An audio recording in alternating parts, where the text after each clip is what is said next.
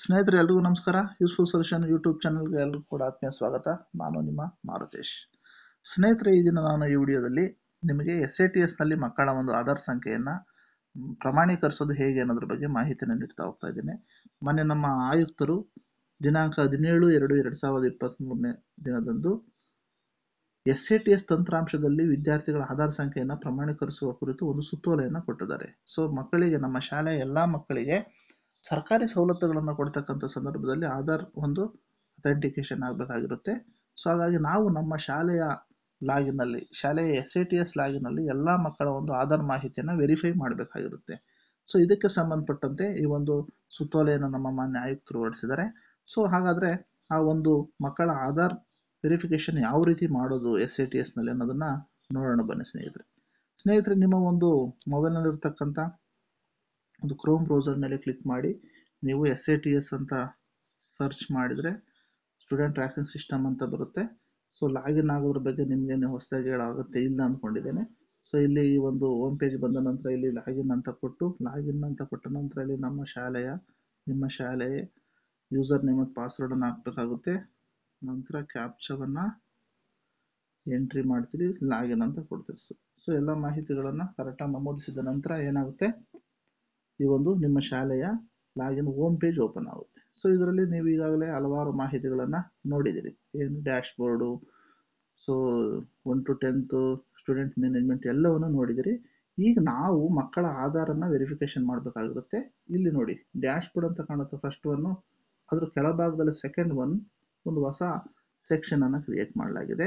ಅಲ್ಲಿ student Aadhaar verification ಅಂತ ತುಂಬ ಸ್ಪಷ್ಟವಾಗಿ ಕಾಣ್ತಾ ಇದೆ ನೋಡಿ, ನಿಮ್ಮ ಡ್ಯಾಶ್ ಬೋರ್ಡ್ನ 2ನೇ ಆಯ್ಕೆ. ಸೊ ಇದ್ರ ಮೇಲೆ ನೀವು ಕ್ಲಿಕ್ ಮಾಡಿದ ನಂತರ ವೆರಿಫೈ ಸ್ಟೂಡೆಂಟ್ ಆಧಾರ್ ಡೀಟೇಲ್ಸ್ ಅಂತ ಒಂದು ಹೊಸ ಇಂಟರ್ಫೇಸ್ ಓಪನ್ ಆಗುತ್ತೆ. ಇಲ್ಲಿ ನೋಡಿ, ನಮ್ಮ ಸ್ಟೇಟು ಮತ್ತು ಡಿಸ್ಟಿಕ್ಕು, ನಮ್ಮ ತಾಲೂಕು ಮತ್ತು ಕ್ಲಸ್ಟರ್ ಯಾವುದು, ಮತ್ತು ನಮ್ಮ ಶಾಲೆ ಹೆಸರು, ಹಾಗೆ ನಮ್ಮ ಒಂದು ತರಗತಿಗಳನ್ನು ಸೆಲೆಕ್ಟ್ ಮಾಡಲಿಕ್ಕೆ ಅವಕಾಶ, ಮತ್ತು ಅಕಾಡೆಮಿಕ್ ಇಯರು, ಮತ್ತು ವೆರಿಫಿಕೇಶನ್ ಸ್ಟೇಟಸ್ ಪೆಂಡಿಂಗ್, ಇಷ್ಟು ಮಾಹಿತಿಗಳು ನಿಮಗೆ ಇಲ್ಲಿ ಗೋಚರ ಆಗುತ್ತೆ. ಸೊ ಈ ಮಾಹಿತಿಗಳನ್ನು ನೀವು ಓಪನ್ ಮಾಡೋದಕ್ಕಿಂತ ಮುಂಚಿತವಾಗಿ ಈ ಕೆಳಭಾಗದಲ್ಲಿ ನೋಡಿ, ಇಲ್ಲಿ click here to download student Aadhaar consent form ಅಂತ ಇದೆ. ಮೀನ್ಸ್ ನಾವು ಮಕ್ಕಳ ಒಂದು ಆಧಾರ್ ಸಂಖ್ಯೆಯನ್ನು ನಾವು ವೆರಿಫೈ ಮಾಡಬೇಕಂತಂದ್ರೆ ಪೋಷಕರ ಕಡೆಯಿಂದ ಒಂದು ಒಪ್ಪಿಗೆ ಪತ್ರವನ್ನು ತಗೋಬೇಕಾಗುತ್ತೆ. ಆ ಒಂದು ಒಪ್ಪಿಗೆ ಪತ್ರವನ್ನು ಸೊ ಇದರಲ್ಲಿ ಅಳವಡಿಸಿದ್ದಾರೆ. ಸೊ ಇಲ್ಲಿ ಕ್ಲಿಕ್ ಹಿಯರ್ ಅಂತ ನೋಡಿ, ಇಲ್ಲಿ ಕ್ಲಿಕ್ ಹಿಯರ್ ಅಂತ ಇದೆಯಲ್ಲ ಬ್ಲೂ ಕಲರಲ್ಲಿ, ಅದ್ರ ಮೇಲೆ ಕ್ಲಿಕ್ ಮಾಡಿದ್ರೆ ನಿಮಗೆ ಒಂದು student Aadhaar consent form open ಆಗುತ್ತೆ. ನೋಡಿ, ಇಲ್ಲಿ ಕನ್ನಡ ಮತ್ತು ಇಂಗ್ಲಿಷ್ ಎರಡರಲ್ಲೂ ಇರತಕ್ಕಂಥ 2 ಪುಟಗಳ ಒಂದು ಫಾರ್ಮ್ ಓಪನ್ ಆಗುತ್ತೆ, ಒಪ್ಪಿಗೆ ಪತ್ರ. ಸೊ ಇದರಲ್ಲಿ ಏನಿರುತ್ತಪ್ಪ ಅಂತಂದರೆ SATSನಲ್ಲಿ ನಮ್ಮ ಮಗುವಿನ ಆಧಾರ್ ಸಂಖ್ಯೆಯನ್ನು ಪ್ರಮಾಣೀಕರಿಸಲಿಕ್ಕೆ ನಮ್ಮ ಸಮ್ಮತಿ ಇದೆ, ಸೊ ಬಳಕೆ ಮಾಡಬಹುದು ಅನ್ನೋದ್ರ ಬಗ್ಗೆ ಒಂದು ಮುಖ್ಯ ಶಿಕ್ಷಕರಿಗೆ ಪೋಷಕರು ಕೊಡ್ತಕ್ಕಂಥ ಒಂದು ಒಪ್ಪಿಗೆ ಪತ್ರ ಇದೆ. ಈ ಒಪ್ಪಿಗೆ ಪತ್ರದಲ್ಲಿ ಕಡ್ಡಾಯವಾಗಿ ನೀವು ಮಗುವಿನ ಆಧಾರ್ ಸಂಖ್ಯೆಯನ್ನು ಪ್ರಮಾಣೀಕರಿಸೋದಕ್ಕೆ ಹೊರಡೋದಕ್ಕಿಂತ ಮುಂಚಿತವಾಗಿ ಕಡ್ಡಾಯವಾಗಿ ಈ ಒಂದು ಒಪ್ಪಿಗೆ ಪ್ರಮಾಣ ಪತ್ರವನ್ನು ಪಡೆದು ಶಾಲೆಯಲ್ಲಿ ಈ ದಾಖಲೆಯನ್ನು ತಾವು ಒಂದು ಫೈಲ್ ಮಾಡಿ ಇಟ್ಕೋಬೇಕಾಗುತ್ತೆ. ಸೊ ಇದು ಫಸ್ಟು ಈ ಮಾಹಿತಿಯನ್ನು ತಾವು ಮಾಡಬೇಕಾಗುತ್ತೆ. ಸೊ ನಂತರದಲ್ಲಿ ಮಕ್ಕಳ ಒಂದು ಪೋಷಕರ ಒಪ್ಪಿಗೆ ಪತ್ರವನ್ನು ಪಡೆದುಕೊಂಡ ನಂತರ ನೀವು ಆ ಒಂದು ಮಕ್ಕಳ ಆಧಾರನ್ನು ವೆರಿಫೈ ಮಾಡಲಿಕ್ಕೆ ಹೋಗಬೇಕಾಗುತ್ತೆ. ಸೊ ನೋಡಿ, ವೆರಿಫಿಕೇಶನ್ ಸ್ಟೇಟಸ್ ಪೆಂಡಿಂಗ್ ಅಂತ ಇದೆ. ನಾನೀಗ ಸ್ಟ್ಯಾಂಡರ್ಡನ್ನು ಸೆಲೆಕ್ಟ್ ಮಾಡ್ಕೊಳ್ತೀನಿ, ಅಂದರೆ ಒಂದೊಂದೇ ತರಗತಿಯನ್ನು ಸೆಲೆಕ್ಟ್ ಮಾಡ್ತಾ ಹೋಗಬೇಕಾಗುತ್ತೆ. ಸೊ ನಾನು ಮೊದಲಿಗೆ ಒಂದು 5ನೇ ತರಗತಿ ಮಗುವಿನ ಒಂದು ಮಾಹಿತಿ ನನ್ನಲ್ಲಿ ಲಭ್ಯ ಇರೋದ್ರಿಂದ ನಾನು ನೇರವಾಗಿ ಮೊದಲಿಗೆ 5ನೇ ತರಗತಿ ಮಕ್ಕಳ ಒಂದು ಆಧಾರನ್ನು ವೆರಿಫೈ ಮಾಡಲಿಕ್ಕೆ ಹೊರಡ್ತಾ ಇದ್ದೇನೆ. ಸೊ ಈಗ ಕ್ಲಾಸನ್ನು ಸೆಲೆಕ್ಟ್ ಮಾಡಿಕೊಂಡೆ, ಸ್ಟೇಟಸ್ ಪೆಂಡಿಂಗ್ ಅಂತ ಇದೆ, ಇನ್ನೆಲ್ಲನೂ ಕೂಡ ಆಟೋಮೆಟಿಕ್ ಅಲ್ಲೇ ಬಂದಿರ್ತದೆ. ಈಗ ಸರ್ಚ್ ಅಂತ ಕೊಡ್ತೇನೆ. ನಾನು ಸರ್ಚ್ ಅಂತ ಕೊಟ್ಟಂತ ನಂತರ ಆ ಒಂದು 5ನೇ ತರಗತಿಯಲ್ಲಿ ಇರ್ತಕ್ಕಂಥ ಎಲ್ಲ ಮಕ್ಕಳ ಒಂದು ಹೆಸರು ಮತ್ತು SATS ID, ಅವ್ರ ಡೇಟ್ ಆಫ್ ಬರ್ತ್ ಎಲ್ಲನೂ ಕೂಡ ಇಲ್ಲಿ ನಿಮಗೆ ಓಪನ್ ಆಗುತ್ತೆ. ಓಪನ್ ಆದ ನಂತರ ಇಲ್ಲಿ ಮೇಲೆ ಹಲವಾರು ಕಾಲಮ್ ಮುಂದೆ ಖಾಲಿ ಕಾಣ್ತಾ ಇದೆ ನೋಡ್ರಿ. ನೇಮ್ ಆ್ಯಸ್ ಪರ್ ದ ಆಧಾರಲ್ಲಿ ಯಾವ ಥರ ಹೆಸರಿದೆ ಆ ಥರ ಹೆಸರು ತೋರಿಸುತ್ತೆ, ಮತ್ತು ನಮ್ಮಲ್ಲಿ SATSನಲ್ಲಿ ಯಾವ ಥರ ಇದೆ ನೋಡಿ. ಎರಡೂ ಕೂಡ ಒಂದೇ ಇದ್ದರೆ ಮಗುವಿನ ಒಂದು ಆಧಾರ್ ಅಥೆಂಟಿಕೇಶನ್ ಸಕ್ಸಸ್ ಆಗುತ್ತೆ. ಸೊ ಒಂದೇ ಇರೋ ಥರ, ಇಲ್ಲ ನಿಮ್ಮ ಶಾಲಾ ದಾಖಲಾತಿಯಲ್ಲಿ ಇದ್ದಂತೆ ಆಧಾರ್ ಕಾರ್ಡಲ್ಲಿ ಇಲ್ಲ ಅಂತಂದರೆ ಆಧಾರ್ ಕಾರ್ಡಲ್ಲಿ ತಿದ್ದುಪಡಿ ಮಾಡ್ಕೊಳ್ಳೋದು, ಅಥವಾ ನೀವು ಅವರ ಪೋಷಕರಿಂದ ಮಾಹಿತಿಯನ್ನು ಪಡ್ಕೊಂಡು ಎರಡೂ ವಿಭಾಗಗಳಲ್ಲೂ ಕೂಡ ಒಂದೇ ರೀತಿ ಹೆಸರು ಇರೋ ಥರ ನೋಡ್ಕೋಬೇಕಾಗುತ್ತೆ. ಸೊ ಇಷ್ಟು ಈ ಮಾಹಿತಿಯನ್ನು ನೀವು ಗಮನಿಸಿದ್ರಿ. ಆಧಾರ್ ಕಾರ್ಡಲ್ಲಿ ಇದ್ದಂಗೆ ಇರಬೇಕು. ವೆರಿಫಿಕೇಷನ್ ಸ್ಟೇಟಸ್ ಡ್ಯಾಶ್ ಇದೆ ನೋಡಿ. ಸೊ ನೇಮ್ ಮ್ಯಾಚ್ ಸ್ಕೋರ್ಸ್ ಇದು ಕೂಡ ಡ್ಯಾಶ್ ಇದೆ. ನೇಮ್ ಮ್ಯಾಚ್ ಸ್ಟೇಟಸ್ ಕೂಡ ಡ್ಯಾಶ್ ಇದೆ. NPCI status national payment corporation of India ಅಂತ NPCI ಅಂದರೆ ಸ್ಟೇಟಸ್ ಇದೆ. ಫೇಲ್ ರೀಸನ್ ಏನಾದರೂ ಕೂಡ ವೆರಿಫೈ ಫೇಲ್ ಆದರೆ ಯಾಕೆ ರೀಸನ್ ಅಂತಲೂ ಕೂಡ ಅಲ್ಲಿ ನೋಡ್ತಾ ಹೋಗುತ್ತೆ. ನಾವು ಇನ್ನೂ ಒಂದು ಮಗುವಿನ ಒಂದು ಆಧಾರನ್ನು ಕೂಡ ವೆರಿಫೈ ಇಲ್ಲಿ ಮಾಡಿಲ್ಲ. ಸೊ ಈಗ ನಾನು ಒಂದು ಮಗುವಿನ ಒಂದು ಆಧಾರ್ ಸಂಖ್ಯೆ ನನ್ನಲ್ಲಿ ಲಭ್ಯ ಇದೆ. ಆ ಮಗುವಿನ ಒಂದು ಆಧಾರ್ ಕಾರ್ಡನ್ನು ನಾನು ವೆರಿಫೈ ಮಾಡಿ ಕೊಡ್ತಾ ಇದ್ದೀನಿ.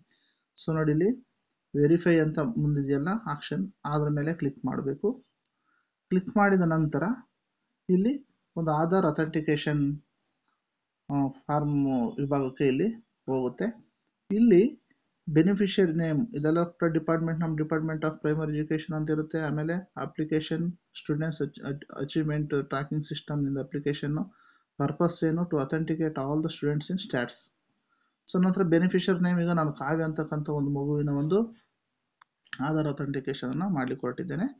So name as per the ಆಧಾರಲ್ಲಿ ಯಾವ ಥರ ಇದೆ ಹೆಸರು ಅಂತಂದರೆ ಕಾವ್ಯ ಅಂತ ಇದೆ. ಸೊ ಎರಡೂ ವಿಭಾಗಗಳಲ್ಲೂ ಕೂಡ ನಮಗೆ ಸೇಮ್ ಇದೆ ಕಾವ್ಯ ಅಂತ ನಾನು ಇಲ್ಲಿ ಟೈಪ್ ಮಾಡ್ತೀನಿ. ಆ ಮಗುವಿನ ಒಂದು ಆಧಾರ್ ಸಂಖ್ಯೆಯನ್ನು ನಾನು ಇಲ್ಲಿ ಹಾಕ್ತೀನಿ.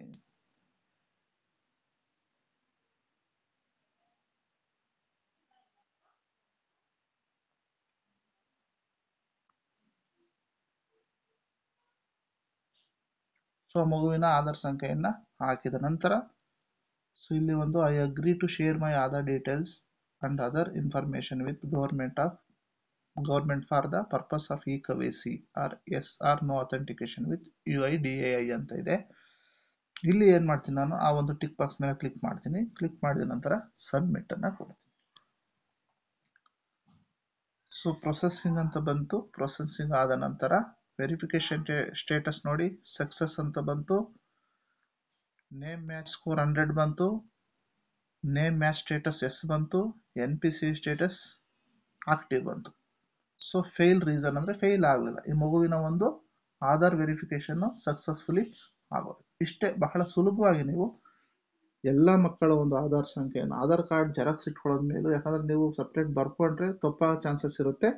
ಆಧಾರ್ನ ಒಂದು ಪ್ರತಿಯನ್ನು ನೀವು ಇಟ್ಕೊಂಡು ನಿಮ್ಮ ಶಾಲೆಯಲ್ಲಿರ್ತಕ್ಕಂಥ ಎಲ್ಲ ಒಂದು ಮಕ್ಕಳ ಆಧಾರ್ ವೆರಿಫಿಕೇಶನ್ ಈ ರೀತಿ ಮಾಡಿ ನಿಗದಿತ ಅವಧಿಯಲ್ಲಿ ಒಳಗಡೆ ಮಾಡಿಕೊಂಡ್ರೆ ಮುಂದೆ ಸರ್ಕಾರದಿಂದ ಸಿಗ್ತಕ್ಕಂಥ ವಿದ್ಯಾರ್ಥಿ ವೇತನ ಇರ್ಬೋದು, ಬೇರೆ ಬೇರೆ ಸವಲತ್ತುಗಳು ಕೂಡ ಬಹಳ ಅನುಕೂಲ ಆಗುತ್ತೆ ಅಂತ ಹೇಳ್ತಾ, ಈ ರೀತಿ ಎಲ್ಲರೂ ಕೂಡ ನಿಮ್ಮ ಶಾಲೆಯ ಮಕ್ಕಳ ಒಂದು ಆಧಾರ್ ವೆರಿಫೈ ಮಾಡಿ ಅಂತ ಹೇಳ್ತಾ ಈ ಒಂದು ವಿಡಿಯೋವನ್ನು ನಾನು ಪೂರ್ಣಗೊಳಿಸ್ತಾ ಇದ್ದೀನಿ. ಎಲ್ಲರೂ ಕೂಡ ಧನ್ಯವಾದಗಳು. ಪ್ಲೀಸ್ ಈ ಒಂದು ವಿಡಿಯೋವನ್ನು ನೋಡಿದ ನಂತರ ನಮ್ಮ ಒಂದು ಚಾನಲ್ಗೆ ಸಬ್ಸ್ಕ್ರೈಬ್ ಆಗಿ ಅಂತ ಹೇಳ್ತಾ ನಮ್ಮ ವಿಡಿಯೋ ಮುಗಿಸ್ತಾ ಇದ್ದೀನಿ. Thank you.